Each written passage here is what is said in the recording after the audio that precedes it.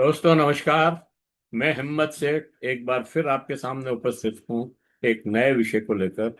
दोस्तों, पिछले 3-4 दिनों में विश्व में बहुत बड़ी बड़ी घटनाएं हुई हैं और उन घटनाओं का विश्व राजनीति पर और भू राजनीति पर बहुत ज्यादा असर पड़ने वाला है या पड़ रहा है। तो उसके ऊपर हम थोड़ी चर्चा करेंगे। और चर्चा शुरू करें उसके पहले ये अपील ये मैं बता दूं कि हम महावीर समता संदेश यूट्यूब चैनल से बोल रहे हैं। और अगर और आपका बहुत बहुत स्वागत है हमारे यूट्यूब चैनल पर। अ, आपसे ये अपील कि अगर आपने अभी तक भी हमारे यूट्यूब चैनल को सब्सक्राइब न किया है तो सब्सक्राइब कर लें, बेल आइकन दबाना न भूलें। और अगर वीडियो अच्छे लग रहे हैं तो लाइक करें, फॉरवर्ड करें और लोगों को भेजें। और अगर आप इसमें कमेंट बॉक्स में जाएं, कमेंट लिखें, सुझाव दें। आपकी कमेंट और सुझाव भी हमें और बेहतर करने की ओर अग्रसर करें। दोस्तों, एक तो दो तीन बातें बहुत खास है। एक बात तो यह है कि अमेरिका के विदेश सचिव मार्को रूबियो भारत आए। और भारत में उन्होंने मतलब कलकत्ता से अपना दौरा जो है शुरू किया। पहले कलकत्ता गए मिशनरी उसमें, मदर टेरेसा के उसमें। और ये एक संकेत था भारत सरकार को कि आप जो विदेश के जो फंडिंग हो रही है एनजीओज को, उस पर जो अड़ंगा लगा रहे हैं वो ठीक नहीं है। उसके लिए वो संकेत देने के लिए वहां गए। और उसके बाद वो दिल्ली आए। और दिल्ली में भी वो बहुत आराम से ही रहे, 2-3 दिन, 3-4 दिन का दौरा था उनका। और उसमें भी क्वाड की बैठक भी हुई। क्वाड मतलब अमेरिका, जापान, ऑस्ट्रेलिया और भारत, इन चारों का एक संगठन बना रखा है चीन को मुकाबला करने के लिए। और इसलिए इसकी बैठक भी हुई और इसमें कुछ फैसले भी हुए। अ, लेकिन क्वाड का जो हम अध्यक्षता कर रहे हैं क्वाड की, लेकिन अध्यक्ष उसमें भी जो राष्ट्राध्यक्षों की बैठक होनी है वो भारत में हमारी अध्यक्षता में अब नहीं होगी। और हम बिना उस बैठक को किए ही हमारी हमारी अध्यक्षता जो है ऑस्ट्रेलिया को सौंप देंगे, क्योंकि अगला अध्यक्ष ऑस्ट्रेलिया होगा। तो ये एक कमजोर कड़ी है हमारे लिए कि हम चारों देशों के राष्ट्राध्यक्षों की बैठक नहीं करवा पाए, हमने तय नहीं कर पाए। और इस पिछली बार जब होनी थी शायद जो 2024 में या 23 में, जब भी तब बाइडन ने शायद समय नहीं दिया था और इसलिए नहीं हुई। और बाद में कल पिछली साल भी ट्रम्प ने समय नहीं दिया और इस बार भी नहीं किया। तो इस वजह से वो बैठक नहीं हो पाई। कुछ ऐसे मसले भी हैं जो आपस में टकराते हैं, इसलिए भी वो शायद वो बैठक नहीं हुई। अ, दूसरा जो मुख्य बात है वो ये है कि चीन और अमेरिका में शांति वार्ता चल रही थी। और वैसे तो शांति वार्ता भी भंग हो गई। वो जो प्रस्ताव थे वो अमेरिका को पसंद नहीं है, अमेरिका के प्रस्ताव ईरान न मानने को तैयार नहीं है। सारा मामला दो जगह फंसा हुआ है, एक तो एनरिच यूरेनियम पे और दूसरा हॉर्मुज पे। तो हॉर्मुज तो खैर ट्रम्प साहब की गलती से ही ईरान के पास गया। और ईरान ने अपनी अ, दूरदर्शिता से, कहना चाहिए अपने विवेक से, उसका उपयोग जो है एज ए वेपन करना शुरू किया। पहले नहीं था ऐसा। हालांकि हॉर्मुज स्टेट है ईरान के टेरिटरी में ही आता है, पानी की टेरिटरी, समुद्र की सीमा में ही है, समुद्री सीमा के अंदर ही है। लेकिन पहले वो इस तरह से इसका उपयोग नहीं करता था। लेकिन चूंकि अमेरिका ने धोखे से हमला किया और उनके जो सुप्रीम लीडर अली खamenei थे, उनकी को उनकी असोसिनेशन कर दिया, उनकी मौत कर, उनकी हत्या कर दी।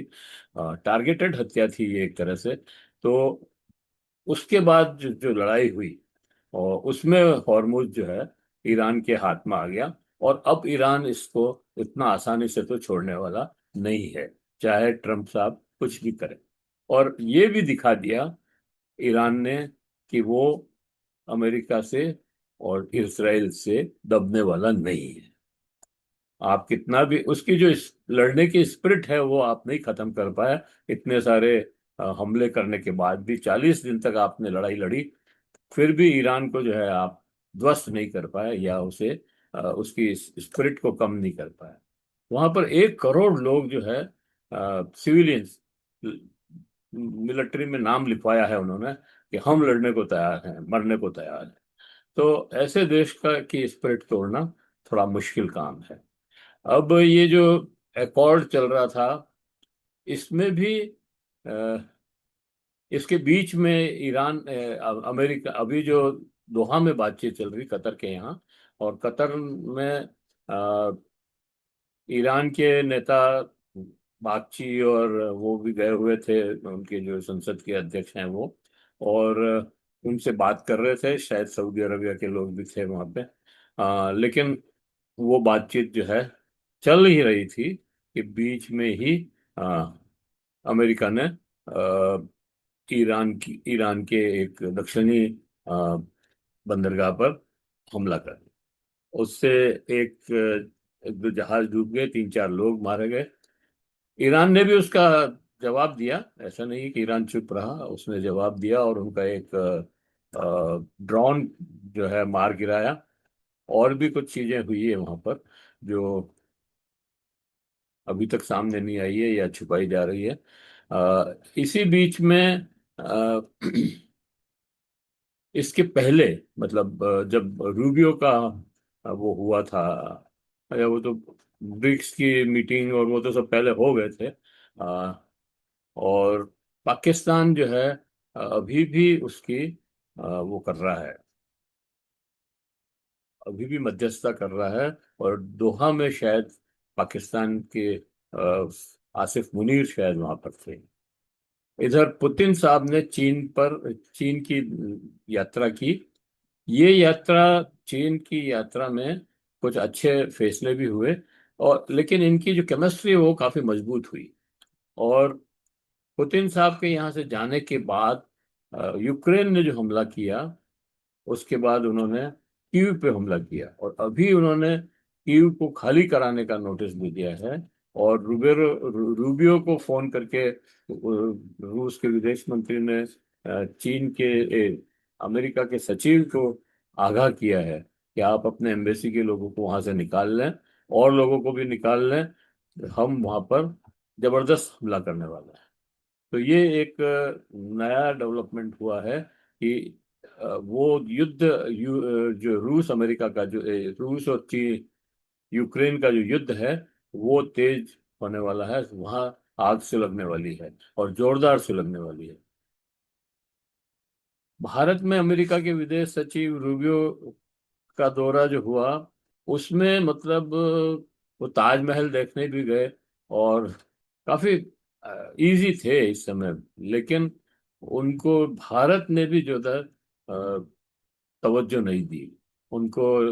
उनका रिसीव भी किसी अ, विदेश सचिव की किसी सेक्रेटरी ने या ऐसे ही किसी प्रवक्ता वगैरह ने किया। और वापस जब गए, उनको विदाई भी जो है इसी तरह की हुई। कोई मिनिस्टर वगैरह उनको जो है छोड़ने नहीं गए, या मिनिस्टर वगैरह लेने नहीं गए। अमेरिका विदेश सचिव मार्को रूबियो का भारत दौरा ऐसे समय में हुआ जब भारत अमेरिका संबंधों में व्यापार रूस, हाँ, दिल्ली में आके भी उन्होंने सीधा प्रधानमंत्री से भेंट की। जबकि प्रोटोकॉल में विदेश मंत्री या हमारे जो सुरक्षा सलाहकार हैं उनसे मिलना चाहिए या उनसे बात होनी चाहिए, फिर प्रधानमंत्री से बात होनी चाहिए। लेकिन वो चुपचाप वहां पे चले गए, और उनसे उन प्रधानमंत्री से 1 घंटे 2 घंटे कोई बात हुई। और फिर बाहर आकर के उन्होंने ये घोषणा कर दी कि $500 मिलियन का जो है वो व्यापार जो है, मिलियन या ट्रिलियन जो भी है, उसका जो है वो अ, भारत जो है माल खरीदेगा अमेरिका से। जबकि भारत ने इस तरह की कोई घोषणा नहीं। एक और अजीब बात ये हुई कि रूबियो ने ये घोषणा भी की कि आप तेल हमारे से खरीदो, और अमेरिका से खरीदो या वेनेजुएला से खरीदो। और ये भी कहा कि वेनेजुएला की राष्ट्रपति जो है, कार्यकारी राष्ट्रपति अभी जो बनी हुई है, वो भारत की यात्रा पर आ रही है 2-3 दिन के लिए। तो ये जो सूचना है, ये तो भारत को देनी चाहिए थी। ये अमेरिका ने कैसे, मतलब अमेरिका तय कर रहा है कि हमारी राजनीति को, ये बड़ा सवाल यहाँ पर खड़ा हुआ है। अमेरिका ने ईरान ने अमेरिका पर ये आरोप लगाया कि उसने युद्धबंदी का ये किया, ब्रिज की युद्धबंदी को तोड़ा, और उस जो हमारे जल जल नम्र मध्य के जो बंदरगाह है उसके ऊपर उन्होंने हमला किया। ये अच्छी बात नहीं है। उन्होंने फिर उसके पर ईरान ने भी वापस हमले किए, ऐसा नहीं है कि ईरान ने हमले नहीं किए, और दिखा दिया कि अब ईरान झुकने वाला नहीं है।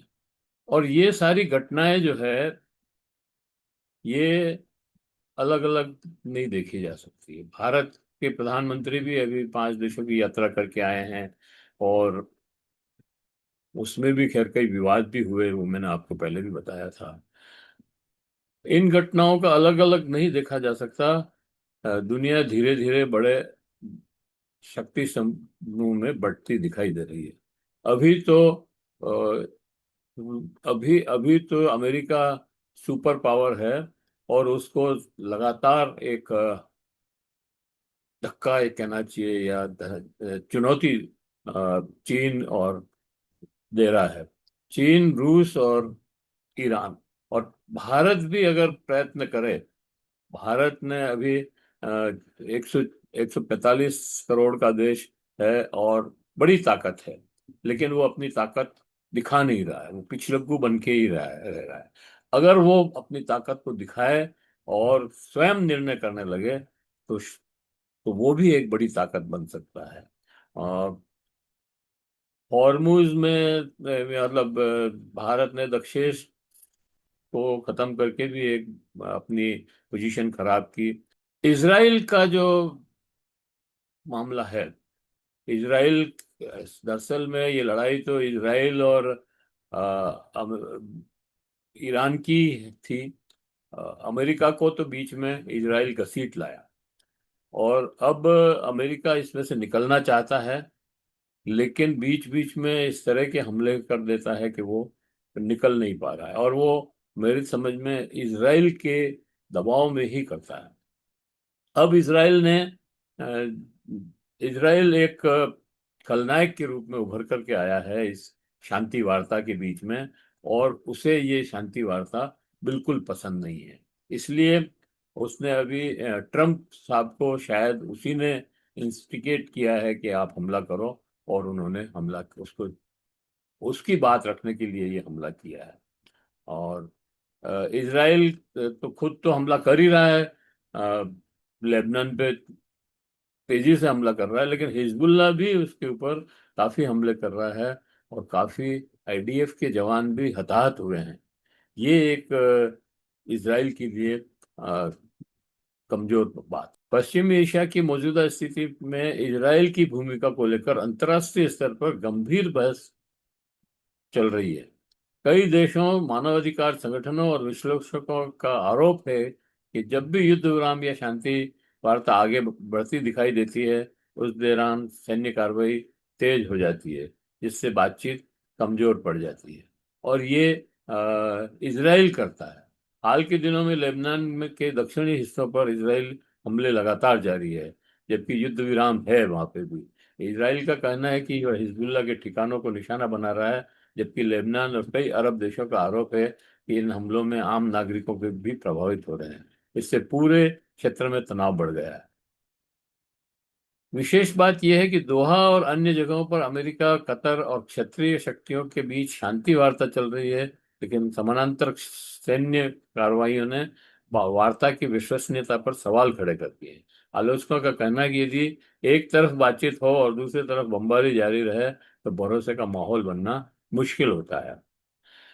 इजराइल के प्रधानमंत्री बेंजामिन नेतन्याहू की सरकार पर हमले से ये आरोप लगता रहा है कि ये सुरक्षा संकट को राजनीतिक रूप से भी इस्तेमाल करती है।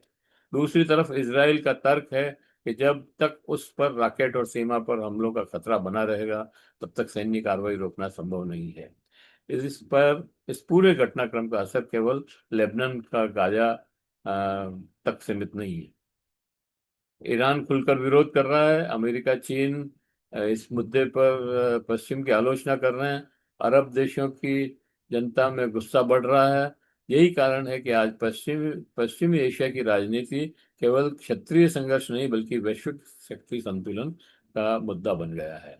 एक और बात जो अभी ट्रंप साहब ने एक नई छेड़ी है, सारे युद्ध में और शांति वार्ता में ये मुद्दा था ही नहीं जो अब उन्होंने ट्रम्प साहब ने उठाया है, और वो बहुत गंभीर मुद्दा है। और इब्राहिम अकॉर्ड का, ये इब्राहिम अकॉर्ड 2019 में जब ट्रम्प साहब पहले थे तब उन्होंने ही करवाया था, और यूएई और बहरीन ने उसके ऊपर दस्तखत भी कर दिए थे और शायद इसराइल को मान्यता भी दे दी। लेकिन बाकी देशों ने उसके ऊपर दस्तखत नहीं किए हैं। वो अब उन्होंने एक फरमान जारी किया है और शायद उन सब लोगों से ऑनलाइन बातचीत की है, जिसमें टर्की और पाकिस्तान भी है और इजिप्ट भी है, सूडान भी है। तो इन सब देशों ने मिलकर के खाड़ी के बाकी देश जो दोहा और ये मतलब Qatar, Oman, Saudi Arabia, Jordan, ये सारे देशों से बात करके उन्होंने ये कहा है कि आप सब लोग इब्राहिम अकॉर्ड पे साइन करो, तब ईरान की शांति वार्ता आगे बढ़ेगी, नहीं तो वो रुकी रहेगी। अब ये बड़ा पेचीदा मामला है। अभी तक जो खाड़ी देश हैं वो इजराइल से कुछ कुछ बातचीत करने लगे थे, कुछ कुछ उनसे सहयोग भी करने लगे थे। लेकिन अभी इजराइल ने जो गाजा पर हमला किया और 70-75 हजार लोगों को मार दिया, जेनोसाइड किया, उसके बाद इन देशों को का इजराइल को मान्यता देना बहुत ही मुश्किल है, हो नहीं सकता। वहां की जनता बिल्कुल अगेंस्ट है, और ये सारे लोग कोई लोकतांत्रिक देश नहीं है। वहाँ राजा बिल्कुल अलग हैं और जनता अलग है। तो जनता ये सोच रही है कि वो इन लोगों इसको किसी भी तरह से ये रिकॉग्नाइजेशन तो हम नहीं देंगे। और सऊदी अरबिया ने और पाकिस्तान ने सीधा सीधा मना भी कर दिया, हालांकि उसका खंडन भी आया है बाद में, लेकिन एक बार उन्होंने मना कर दिया कि हम इसको नहीं देंगे। और ईरान का तो खैर सवाल ही नहीं है। टर्की का भी मुश्किल है मामला, और बाकी खाड़ी के देश हैं वो अभी पशोपेश में है कि क्या करें। हालांकि वो अकॉर्ड पे साइन करने वाले तो वो नहीं है, क्योंकि अभी जो स्थितियां बन रही है उसमें ईरान का पलड़ा बहुत भारी है, और ईरान से दुश्मनी लेकर के इजराइल के साथ जाना इन सब लोगों के लिए बहुत मुश्किल है। तो ये अकॉर्ड का मतलब ये है कि खाड़ी देश इजराइल के साथ स्थायी सामरिक और आर्थिक साझेदारी स्वीकार करें। अमेरिका ईरान के साथ व्यापक शांति समझौते की दिशा में आगे बढ़ेगा, यानी क्षेत्रीय सुरक्षा संरचना को इजराइल केंद्रित बनाने की कोशिश की जा रही है अमेरिका के द्वारा। और इसमें सबसे ज्यादा पिछड़ रहा है वो फिलिस्तीनी मामला है। फिलिस्तीनी का मुद्दा पीछे खिसक जाता है, जबकि ये सारे देश इस बात पर अ, आमादा हैं कि इजराइल को पहले मान्यता मिले, इजराइल एक देश की तरह स्थापित हो, इजराइल सॉरी, फिलिस्तीनी सब पहले फिलिस्तीनी को मान्यता मिले, फिलिस्तीनी एक देश की तरह स्थापित हो, और उसके बाद हम इजराइल की बात कर सकते हैं। जब तक फिलिस्तीनी नहीं बनेगा, फिलिस्तीनी देश की सीमाएं तय नहीं होगी, फिलिस्तीनी को मान्यता नहीं दी जाएगी, तब तक हम आगे नहीं बढ़ेंगे। ये इनका पक्का मामला है। ईरान समर्थक धड़े इसे नया पश्चिमी एशिया का नाटो मॉडल कर रहे हैं, जिसमें इजराइल सैन्य शक्ति, खाड़ी देश वित्तीय शक्ति और अमेरिका रणनीतिक नेतृत्व की भूमिका निभाता है। दूसरी ओर अमेरिका समर्थक विश्लेषकों का तर्क है कि इससे चीन और रूस का प्रभाव कम होगा, ऊर्जा मार्ग सुरक्षित होंगे और क्षेत्र में दीर्घकालिक स्थिरता आ सकती है। सारी चीजें एक तरह से ईरान के विरुद्ध है। लेकिन जमीनी सच्चाई ये है कि लेबनान, गाजा, यमन, ईरान से जुड़े संघर्ष जारी रहते हुए शांति वार्ता और सामान्यकरण साथ साथ चलना बेहद कठिन साबित हो रहा है। यही कारण है कि पश्चिमी एशिया आज भी दुनिया का सबसे विस्फोटक भू राजनीतिक क्षेत्र बना हुआ है। तो जब तक ये लेबनान पे और हिजबुल्लाह पे, लेबनान पे, गाजा पे हमले बंद नहीं करता इसराइल, और फिलिस्तीनी को मान्यता नहीं दी जाती है, तब तक कोई समझौता संभव नहीं है। इसराइल को मान्यता तो बिल्कुल किसी भी हालत में संभव नहीं है। तो यही है आज की बातचीत। यही सब 3-4 दिनों में विश्व में घटित हो रहा है, और हम सब देख रहे हैं कि क्या हो रहा है। हालांकि हॉर्मुज अभी भी खुला नहीं है। तेल का संकट बहुत भारी है। पूरे विश्व में इससे त्राही त्राही मची हुई है। भारत के कई पेट्रोल पंप सूखे हैं। उत्पादन, भारत में भी इसका बहुत असर पड़ रहा है। तेल, क्रूड ऑयल नहीं होने से भारत का जो रिजर्व स्टॉक था वो लगभग खत्म हो चुका है। अब पेट्रोल पंप्स पे डीजल की बहुत मारामारी है, लंबी लंबी लाइनें लग रही है, कई पेट्रोल पंप सूखे हैं। किसान जो है लाइन लगा करके डीजल लेने के लिए खड़े हैं, और मुश्किल में हैं। कितनी देर तक खड़े हैं? और एनर्जी, मतलब पेट्रोल, डीजल, गैस तीनों ही कम है। तो कई उत्पाद हमारे जो है, कई कई फैक्ट्रियों में डीजल से काम होता था, कई में गैस से काम होता था, वो सारे उत्पादन बंद पड़े हैं।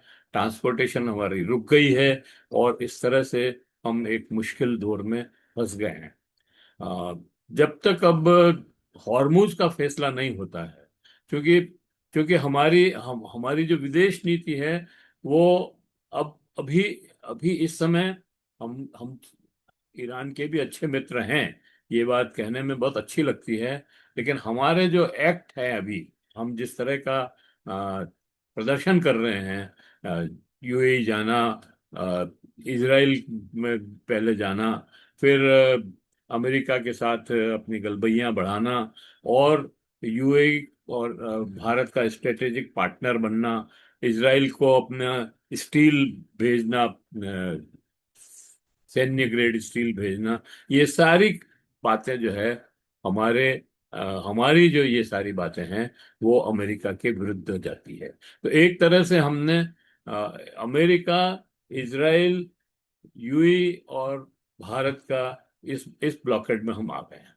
इसलिए हमारे को तेल मिलना तो अभी मुश्किल है, जब तक ये पूरी तरह से खुलता नहीं है। ईरान ये कह रहा है कि हम भारत की जनता को देख करके तेल भेज रहे हैं, सरकार को देख करके नहीं। सरकार तो हमारे खिलाफ काम कर रही है, लेकिन हम, भारत की जनता ने क्योंकि हमारे साथ सहानुभूति दिखाई, हमें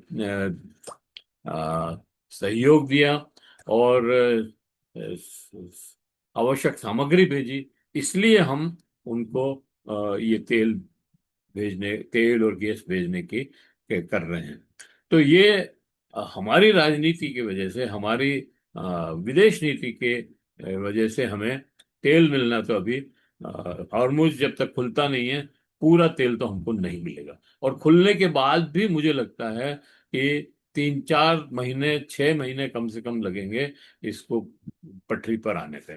तो तब तक हमें एहतियात बरतना पड़ेगा, और कम चीजों का उपयोग कम करना पड़ेगा। इसके अलावा हमारे पास कोई रास्ता नहीं है। जो प्रधानमंत्री जी ने भी अपील की है, मैं उसी को दोहराता हूँ। जय हिंद, जय भारत।